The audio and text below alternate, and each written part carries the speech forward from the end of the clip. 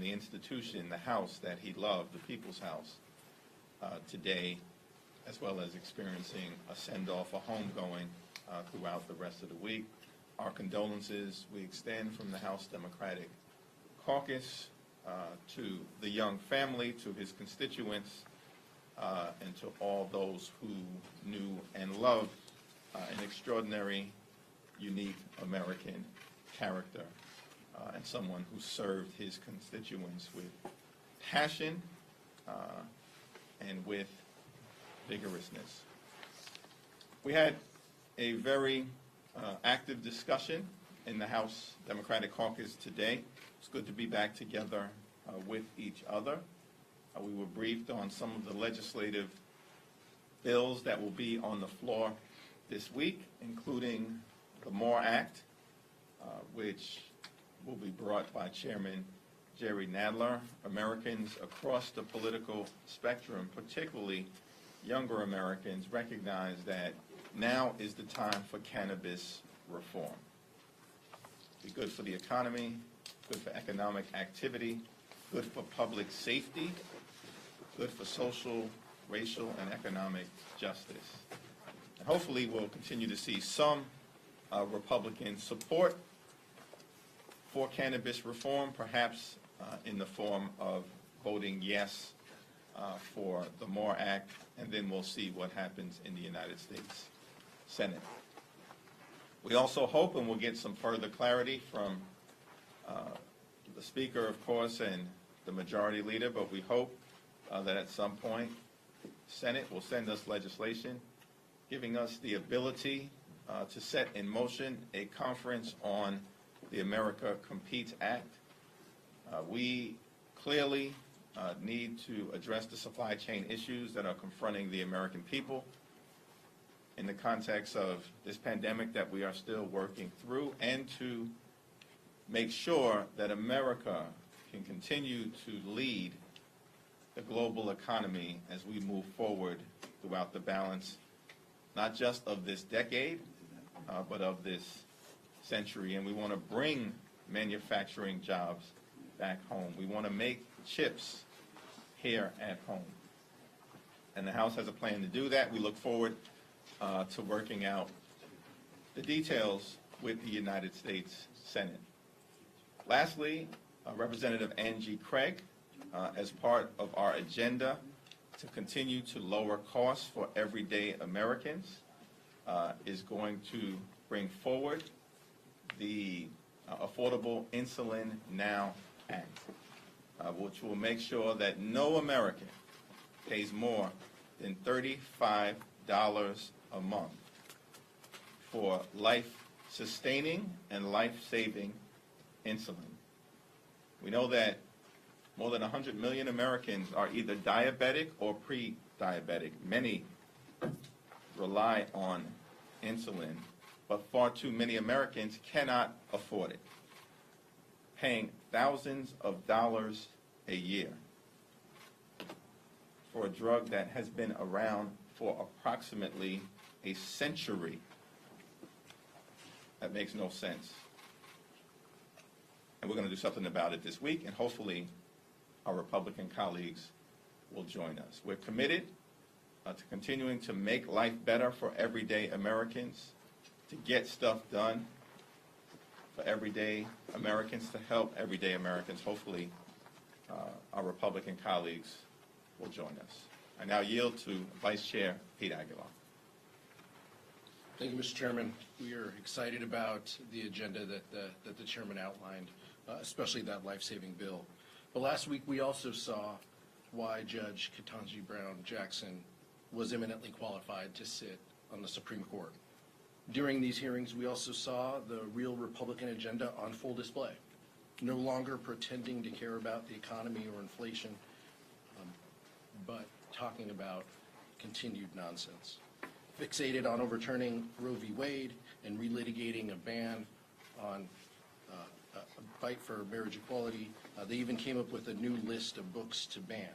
One Republican senator suggested that he would even support reinstating a prohibition on interracial marriage, which I have to say would create a lot of paperwork for my wife and I.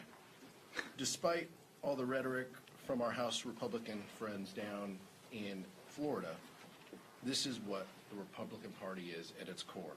They want to police what you read, how you live, and who you love.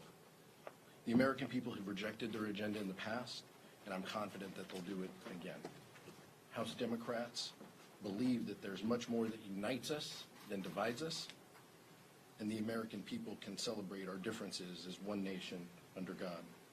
We support the idea that everyone deserves a fair shot in our economy, and that we need a fairer tax code that rewards hardworking people.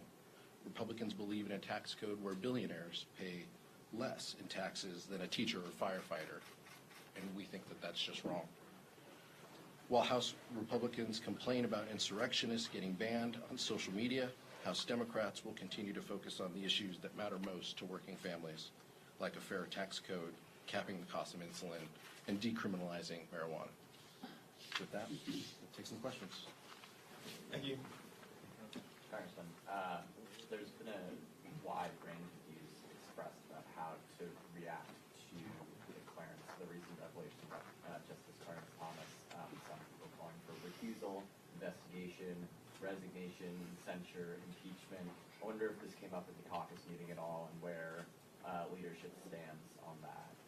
Well, the January 6th Select Committee is doing tremendous work as it relates to the preservation of our democracy, uncovering the truth of what happened on January 6th, and making sure that it can be presented to the American people in the fullest possible way. I'll yield to Vice Chair Aguilar for further clarity on that. But it is deeply troubling that the wife of a Supreme Court justice appears to have been intimately involved in peddling the big lie, perhaps fanning the flames of the insurrection, and being involved in issues that clearly fall before the jurisdiction of a member of the United States Supreme Court. So this is a serious issue that needs to be explored. It is my hope that it will be explored by the Judiciary Committee in terms of its areas of jurisdiction related to ethical conduct by Supreme Court justices, because no one is above the law.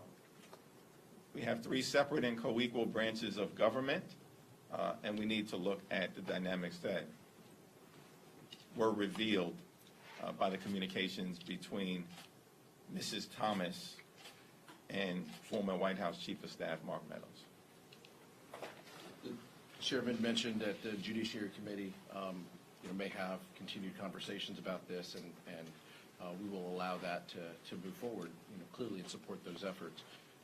Specific to January 6th, I think it's important, and I know people want to talk about this yesterday, but the Carter ruling in California really does, from my perspective and the committee's perspective, crystallize what's at stake.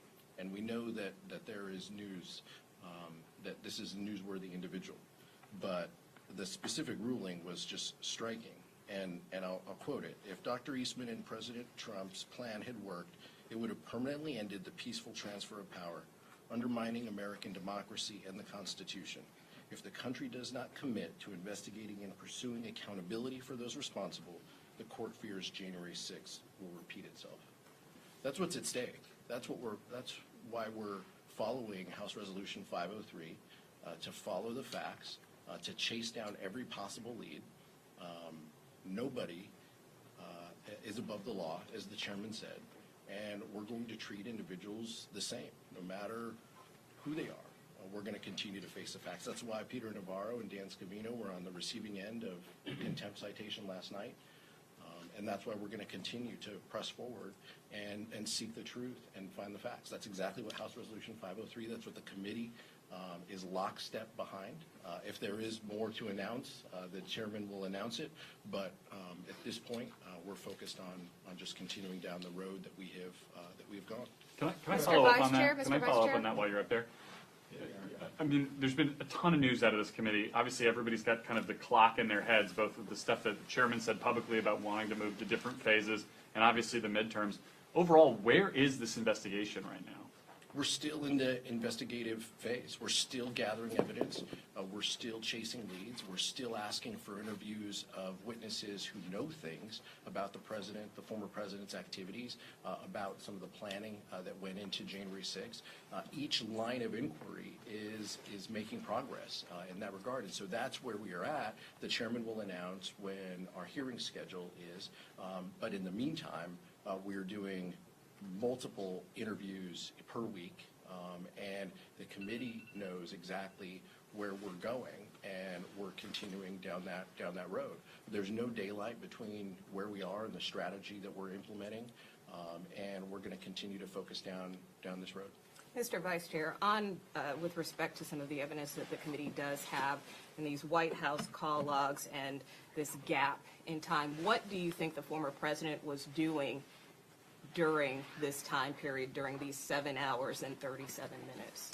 Well, quite a few gaps, both within, has been reported within the schedule, and as you saw Vice Chair Cheney talk about in the past 187 minutes, when there was no activity, and reportedly the former president was watching this, unfold, this attack on the Capitol, and not lifting a finger. So we need to know, as we've said consistently, what was happening during that time.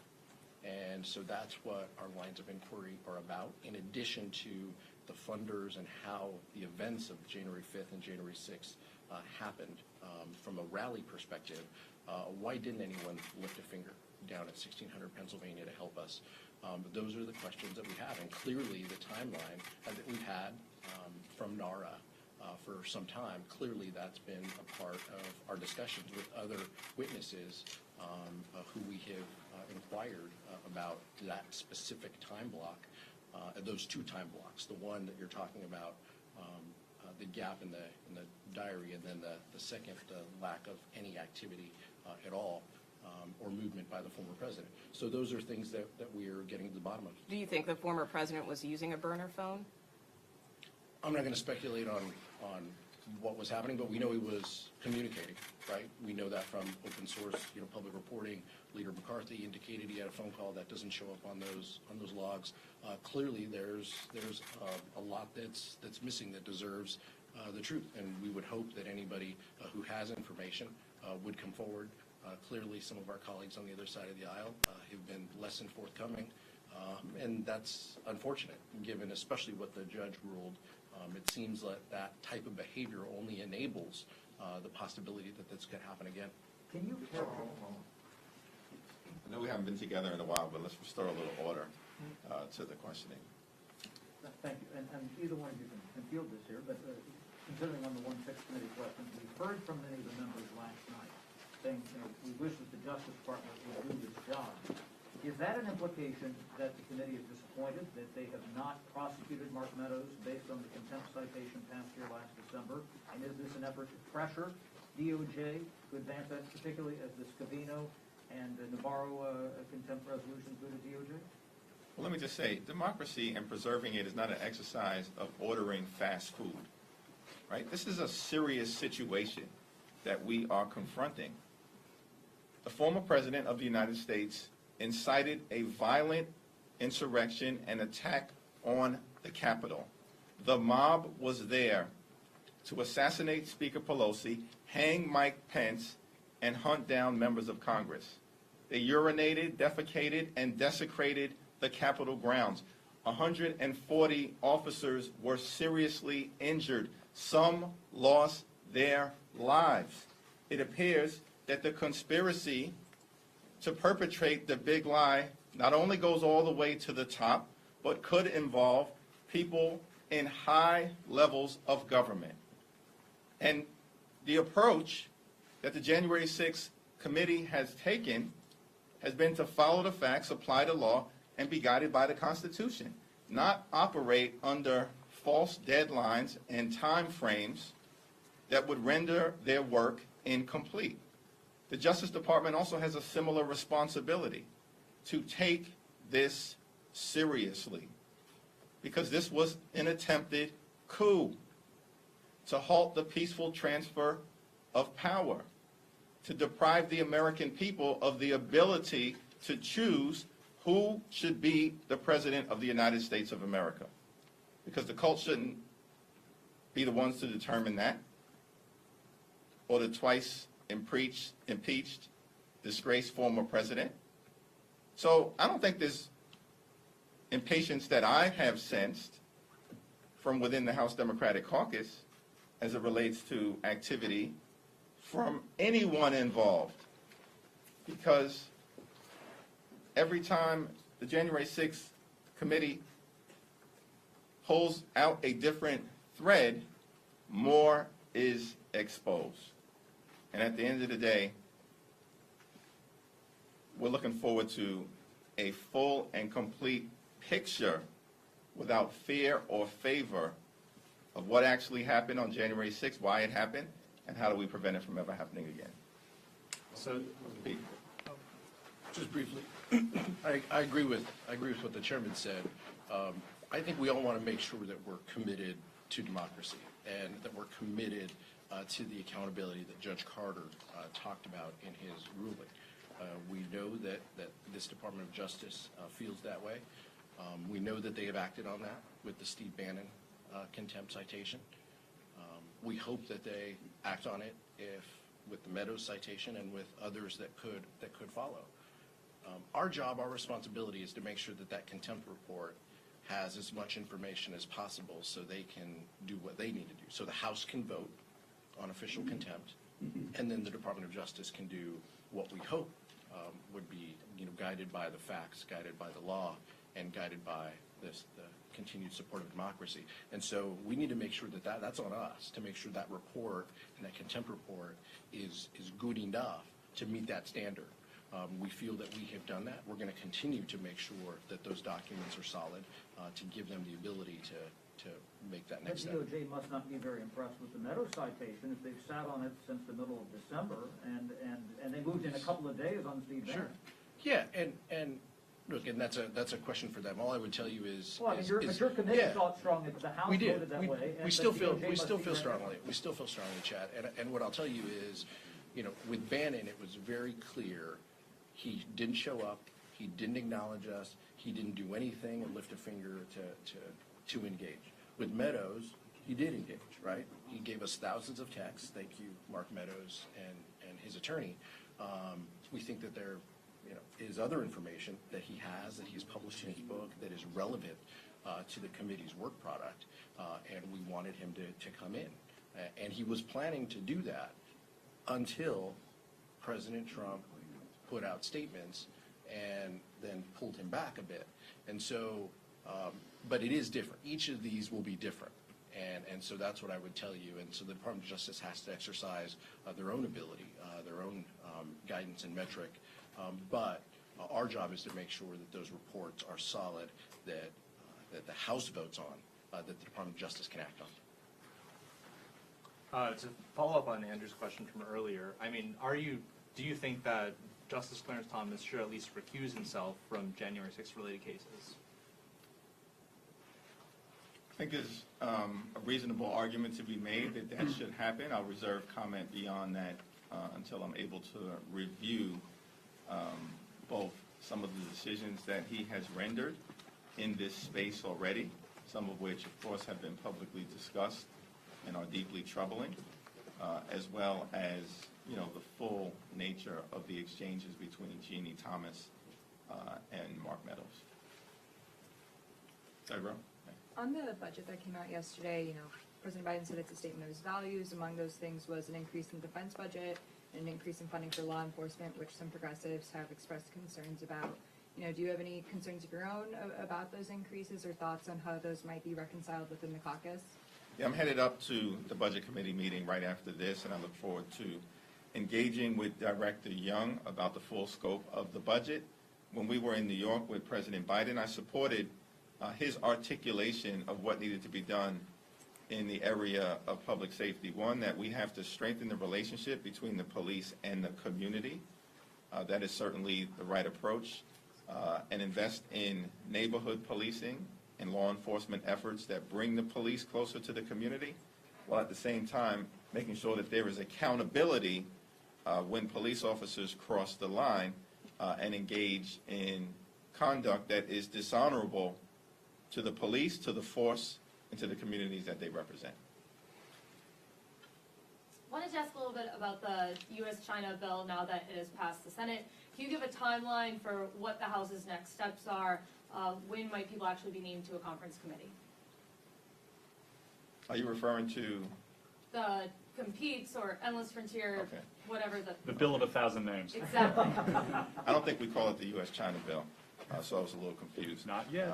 But as it relates to the Competes Act, which we passed in the House of Representatives, Leader Hoyer can provide additional clarity on that, but he did express hopefulness that we'll see some activity later on this week, and we'll be in a position to then thereafter proceed to conference. Can you really give any clarity on what that action will be later this week? I think that's a question best asked of Leader Hoyer. Question on the economy, please. How can Democrats avoid being blamed by Republican candidates for inflation and the prospect of recession as they head out on the campaign trail? Well, Joe Biden has done a very good job under difficult circumstances as it relates to the economy. The fastest rate of economic growth in 40 years. 7.4 million good-paying jobs created during the president's first 14 months in office. That's a record in American presidential history. Unemployment went from 6.4 or so percent down to 3.8% during President Biden's first year in office in record time. Wages are up, and all of that was accomplished while reducing the deficit by more than $350 billion. Republicans lie about the economy, lie about President Biden's record, are lying about the causes of gas prices. They'd rather sort of elevate the pro-Putin wing of the House Republican Conference than blame Vladimir Putin for the price increases that we are seeing at the pump. This is who House Republicans have become, and they have no plan to deal with inflation and to lower costs for everyday Americans. We do. We're going to lower the cost of insulin by moving on legislation this week, lower the high price of life-saving prescription drugs. We're going to lower child care costs, home care costs. We have a plan to lower education costs. All of that is reflected in President Biden's budget. And so we believe that when the full story of this economy, free of Republican distortion, is told, that we will be in a strong position over the next several months when we engage. Republicans don't legislate. They articulate talking points. Did a single legislative idea come out of the so-called retreat that took place, that the cult held down in Florida last week? Did a single legislative idea come out? The answer would be no. Did they denounce the pro-Putin caucus? Did they denounce the pro-insurrection caucus? Did they denounce the pro-hate caucus down at the so-called Republican retreat? The answer would be no. So we're looking forward to sharing with the American people what President Biden and Democrats have accomplished in terms of the economy. More importantly, what our vision is to lower costs and confront inflation and gas prices, and to point out who the cult really is and why it will be dangerous to hand over any semblance of power to them next year. Actually, yeah, let's go. The CDC is evaluating this week whether to end Title 42, the public health order, allowing the administration to turn away migrants at the border. Given the easing of coronavirus restrictions elsewhere in the country, should the Biden administration end this policy? Well, one of the champions of immigration reform within the caucus is Vice Chair Aguilar, so let me yield to him.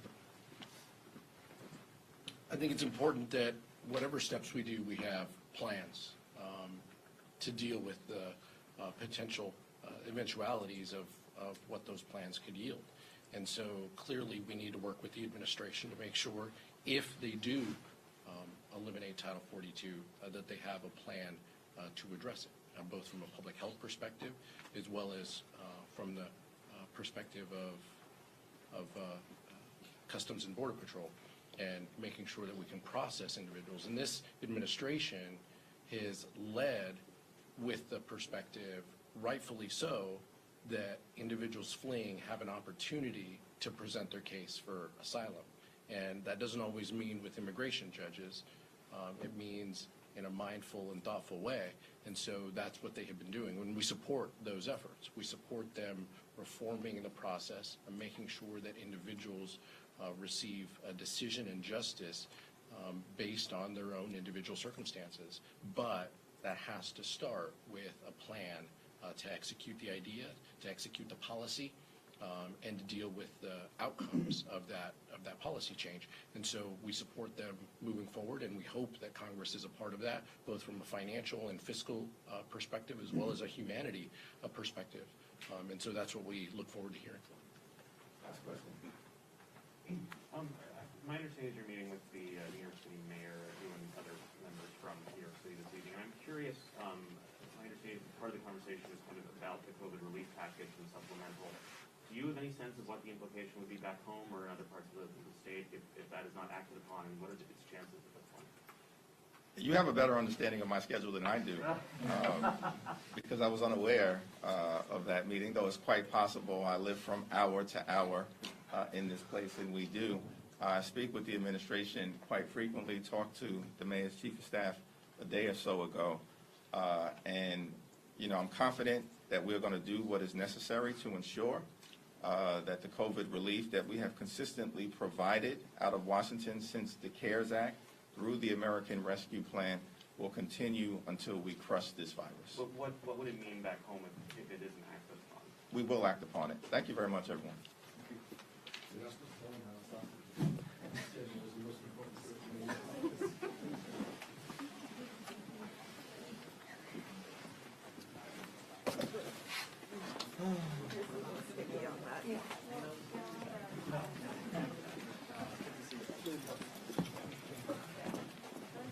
Thank you, young lady.